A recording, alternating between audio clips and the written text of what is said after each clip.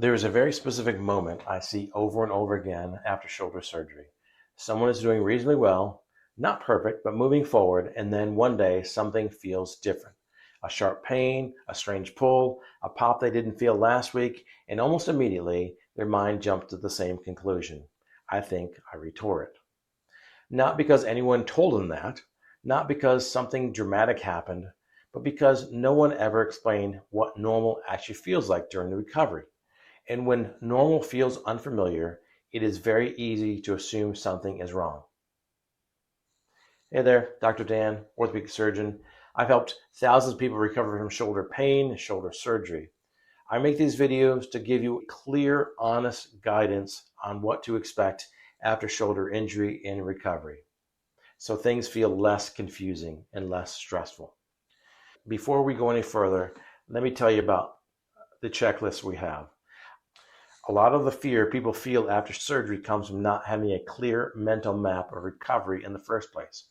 If you're heading into surgery or you're early in recovery, I have a free pre-op shoulder checklist that walks you through what to expect, what question to ask, and how to avoid some of the most common mental traps. Now let me show you why this fear shows up so consistently. I remember a patient who came into my office about 8 weeks after surgery. He was visibly anxious. He sat down, and before I could even ask how things were, he said, "I think I messed it up." Nothing dramatic had happened, no fall, no sudden injury. He had reached for a coffee mug, felt a sharp pain in the front of his shoulder, and later that night, a strange popping sensation when he moved. What bothered him most was not the pain itself, it was the fear.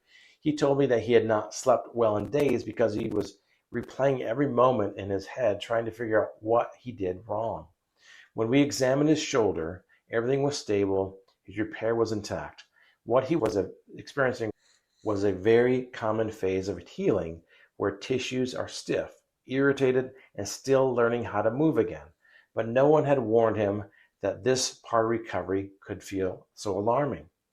And that's the problem. When people are not prepared for what normal recovery sensations feel like, the mind fills the gap with the worst case scenarios and explanations. If you're listening to this and think that sounds exactly like me, stay with me because in a few minutes, I'm going to explain why these sensations happen, what they do not automatically mean, and how to tell the difference between normal healing and something that actually deserves attention. After shoulder surgery, the body does not heal quietly in the background. Healing is active, tissue swells, then calms down, stiffens, loosens, and adapts in uneven ways. Muscles that were shut down start to wake up, but they do not always fire smoothly at first. Scar tissue forms, then remodels, then reorganizes again. As swelling decreases, structures that were once padded start moving against each other differently. As muscles regain strength, they sometimes pull unevenly before coordination returns. As scar tissue matures, it can temporarily change how movement feels. All that can produce sensations people are not expecting. Sharp pains that come and go, catching or popping, feelings of tightness one day and looseness the next. None of those automatically means you've retorn anything. The problem is expectation. Many people expect recovery to feel steadily better and quieter over time. But real recovery is often noisy before it becomes smooth. When no one explains that ahead of time, normal sensations feel wrong. If you ever had a moment where you thought, this cannot be normal, pause for a second. Was it pain, a sound, a sudden change, or simply fear because no one told you what to expect? If you wouldn't mind, add that to the comments below. Tell me what you felt. Tell me what was concerning. One of the biggest mistakes people make is ignoring timing. At 2 to 4 weeks after surgery, stiffness and sharp brief pains are common. At 6 to 10 weeks, strange pulling sensations and popping often appear as motion increases. At 3 to 6 months, people are stronger but still adapting, and soreness can show up after activity.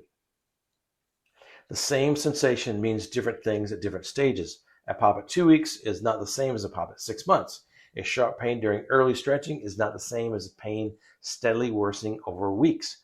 Most people are never taught to think this way. They are taught to monitor pain, but not context. This is where I want you to stay with me, because understanding this next part is what prevents a normal recovery from turning into a prolonged, frustrating. True re-tears usually come with a clear story. There's often a significant event, a fall, a sudden loss of control, a moment where something clearly felt wrong. They are usually followed by a noticeable loss of function that does not improve, pain that escalates and stays elevated rather than settling down, weakness that does not rebound with rest. What they usually do not look like is a single strange sensation that appears during routine movements and then fluctuates. Most postoperative scares fall into a different category. They are signals from the tissue that are still sensitive, still adapting, and still regaining in trust. The danger is not the sensation itself. The danger is how people respond to it. When someone assumes normal healing means damage, they often freeze. They stop moving, they guard, they become hypervigilant. Every sensation becomes proof that something is wrong. And that response can slow recovery more than the original sensation ever would. Guarding leads to stiffness. Stiffness creates more abnormal sensations. Those sensations reinforce fear. That loop is far more damaging than most people realize. This is also why some people benefit from structured guidance during recovery, not to push them faster, but to help them interpret what they're feeling so normal healing does not turn into unnecessary fear. Recovery is not just physical, it's cognitive. It's learning how to interpret signals correctly instead of catastrophizing them. So if that sounds interesting to you, the SRM system may be right for you. Here's what I want you to take away. Not everything unfamiliar is dangerous.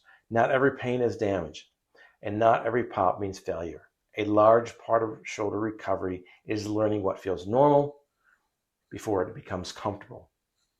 If you are recovering and something feels off, the right question is not immediately, did I re-tear it? The better question is, does it fit with normal healing at this stage? Most of the time, the answer is yes. So if this helped clarify what you're feeling, the next thing I would suggest watching is a video where I explain shoulder pops and noises in more detail and what they actually mean as we get older. It's called Understanding Shoulder Pops, What They Really Mean After 50. And it builds directly on what we talked about today. Hope you like this one. We'll see you next time. Have a great one.